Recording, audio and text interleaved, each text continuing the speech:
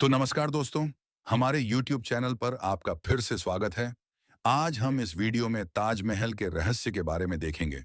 अगर आप वीडियो पर नए हो, तो वीडियो को फटाफट लाइक कर लें, चैनल को सब्सक्राइब करके बेल आइकन को प्रेस करना ना भूलें। तो चलिए चलते हैं, बिना देरी किए अपने वीडियो की ओर।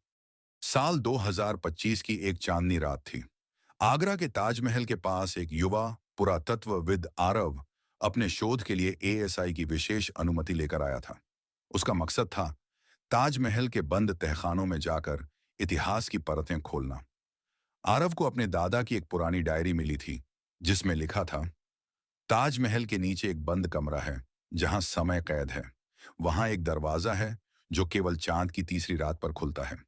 आरव को यकीन था कि उसके दादा ने कुछ ऐसा देखा था जो दुनिया से छिपा रखा गया है। एएसआई अधिकारियों की मदद से आरव को एक बंद तहखाना खोलने की अनुमति मिली। चारों ओर अंधेरा, सीलन और सदियों पुरानी हवा का बोझ था। जैसे ही उसने चिराग जलाया, सामने एक पत्थर की दीवार पर अजीब से चित्र उभरे। एक शिवलिंग, कुछ संस्कृत श्लोक और बीच में एक चक्र जैसा निशान। आरव ने डायरी के निर्देशों के अनुसार चक्र पर हाथ रखा। अचानक तहखाने की जमीन कांपी और एक पत्थर की सीढ़ी नीचे खुल गई।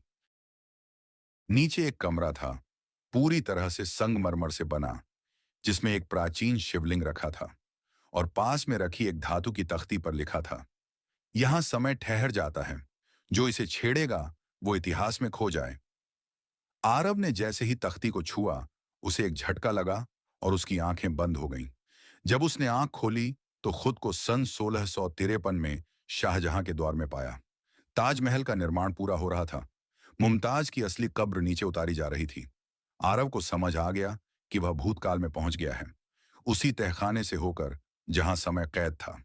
अब आरव के सामने दो रास्ते थे। पहला, हमेशा भविष्य में वापस जाए और सब कुछ दुनिया को बता दे, पर इतिहास की पवित्रता टूटेगी। दूसरा, वहीं रह जाए और उस रहस्य को सदा के लिए तहखाने में दफन कर दे। आरव ने चुना दूसरा रास्ता। आज भी कहा जाता है, अगर चांद की तीसरी रात को आप ताजमहल के पास कान लगाकर सुने, तो नीचे से आरव की सांसों की हल्की सी आवाज आती है। और वो रहस्य आज भी वहीं छिपा है, एक तहखाने में, समय के पार। 20 साल बाद, साल 2045, ताजमहल अब एक और भी सख्त निगरानी वाली जगह बन चुकी थी। लेकिन रहस्य फिर भी रहस्य ही रहते हैं, और रहस्य अपने खोजी को खुद बुलाते हैं। अद्विका दिल्ली विश्वविद्यालय की एक जिज्ञासु इतिहास शोधकर्ता थी।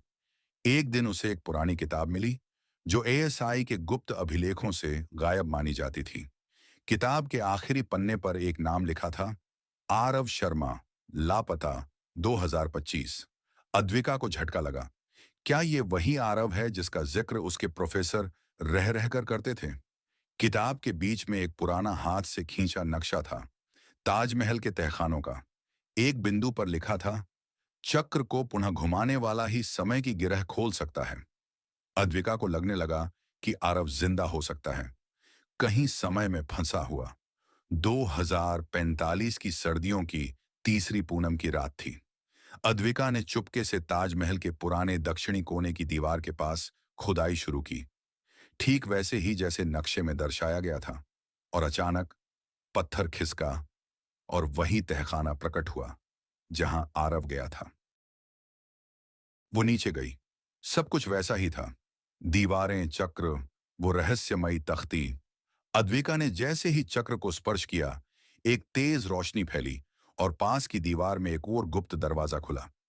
वहां एक व्यक्ति बैठा था, उम्र लगभग वही 30 साल, आंखों में गहराई, लेकिन कपड़े पुराने जमाने के। वो आरव था, 20 साल बाद भी वैसा का वैसा। अद्विका की आवाज सुनते ही आरव चौंक गया। तुम कौन हो? मैं तुम्हारे खोज की उत्तराधिकारी हूं। चलो, तुम्हें वापस ले चलूं। लेकिन तभी दीवारों में कंपन हुआ। समय का द्वार एक बार फिर खुला, लेकिन इस बार दूसरे युग की छवियां दिखने लगीं। तैमूर, बाबर, अशोक, यहां तक कि भविष्य के शहर। एक बार में केवल एक ही समय यात्री लौट सकता है। अब अद्विका के सामने था वही सवाल, वो लौटे या आरव को लौटाकर खुद इतिहास में खो जाए? अद्विका मुस्कुराई। उसने आरव की ओर देखा। तुमने 20 साल पहले ये रहस्य पाया था। अब तुम्हें दुनिया में लौटना होगा। मेरा समय अभी बाकी है। और जैसे ही आरव ने चक्र को छुआ, वो तेज प्रकाश में गायब हो गया। 2045 की सुबह ताजमहल के बाहर एक अजनबी युवक मिला, बेहोश और सदियों की कहानियां उसकी आंखों में। वो आरव था, पर तहखाने में अब भी कोई था, अद्विका। कहा जाता है वो अब तहखाने की रक्षक है, इतिहास की चौकीदार।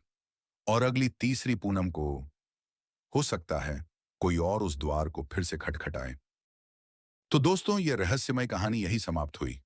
अगर आपको ये वीडियो अच्छा लगे तो वीडियो को लाइक करके, चैनल सब्सक्राइब करके, बेल आइकन को प्रेस करना ना भूलें।